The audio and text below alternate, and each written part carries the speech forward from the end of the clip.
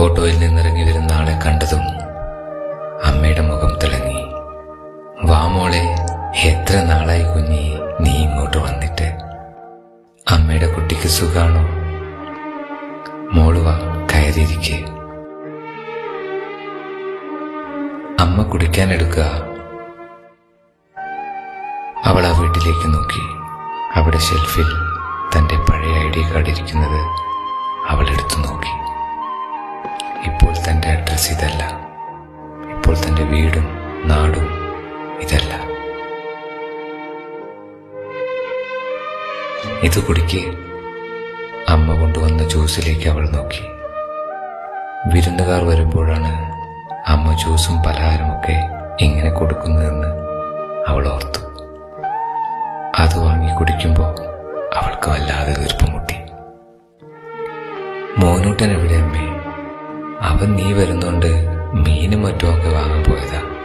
ഇപ്പൊ വരും. നിന്റെ റൂം ഇപ്പോ അവന്റെയാ. റൂം കിട്ടിയപ്പോ ചെക്കന്റെ സന്തോഷം ഒന്ന് കാണായിരുന്നു. അമ്മ എന്തോ വലിയ കാര്യം പോലെ അവളോട് പറഞ്ഞു. അവളെല്ലാം ഒരു ചിരിയോടെ കേട്ടിരുന്നു. പണ്ടൊക്കെ താനും മോനൂട്ടനും കൂടെ ആയിരുന്നു വിരുന്നുകാർ വരുമ്പോൾ മീനും ഇറച്ചിയൊക്കെ വാങ്ങാൻ പോകുന്നത്. അന്നൊക്കെ താൻ ഈ വീട്ടിലെ കുട്ടിയായിരുന്നു. പക്ഷെ ഇപ്പോൾ താനാണ് ഈ വീട്ടിൽ വന്ന അതിഥി. അല്ല കുഞ്ഞി, നീ എന്നാ പെട്ടെന്നിങ്ങ് പോന്നേ?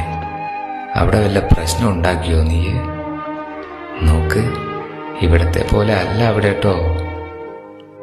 അമ്മ പറഞ്ഞതും താൻ എന്തിനാ ഇങ്ങോട്ട് വന്നേന്ന് അവൾ ഓർത്തു. ഭർത്തൃ വീട്ടിൽ താനാകെ ഒറ്റപ്പെട്ടു പോയോണ്ടാണ് ഇങ്ങോട്ട് വന്നേ.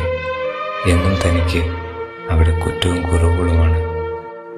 എന്തേലും ചോദിച്ചാലോ പറഞ്ഞാലോ ഇങ്ങനെ കിടന്ന് തിളക്കാൻ ഇത് നിന്റെ വീടാണോ എന്ന ചോദ്യവും. താൻ വീട്ടിൽ വരുന്ന ആരോ ആയി മാറിയോ എന്ന് ചിന്തിച്ചുകൊണ്ട് അവൾ അമ്മയുടെ പുറകെ അടുക്കളയിലോട്ട് പോയി. ഞാൻ സഹായിക്കാം അമ്മേ.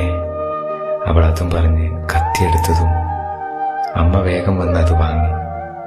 ഒന്ന് പോയേ കുഞ്ഞി, നീ അവിടെ ഹാളിലെങ്ങാനും പോയിരിക്കേ. അവൾ അമ്മയെ ദയനീയമായി നോക്കി. ശരിയാണ്, വീട്ടുകാരാണ് വീട്ടിലെ പണിയെല്ലാം ചെയ്യേണ്ടത്.